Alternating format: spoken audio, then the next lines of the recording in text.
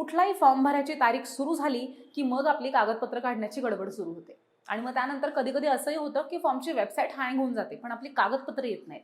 मग त्याच्यापेक्षा ही कागदपत्र जर का तुम्ही आधीच काढून ठेवली तर.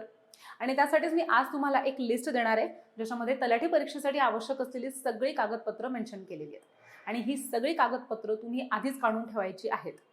याच्यामध्ये पहिलं डॉक्युमेंट येतं ते म्हणजे कास्ट सर्टिफिकेट. दुसरं डॉक्युमेंट आहे ते म्हणजे डोमेसाईल सर्टिफिकेट. तिसरं डॉक्युमेंट म्हणजे NCL म्हणजेच नॉन क्रिमी लेअरचं सर्टिफिकेट. आणि जर का तुम्ही समांतर आरक्षणाचा फायदा घेणार असाल तर त्याचं सुद्धा सर्टिफिकेट तुमच्याजवळ असलं पाहिजे. मग त्यामध्ये प्रकल्पग्रस्त किंवा भूकंपग्रस्त अशा पद्धतीचे सर्टिफिकेट्स.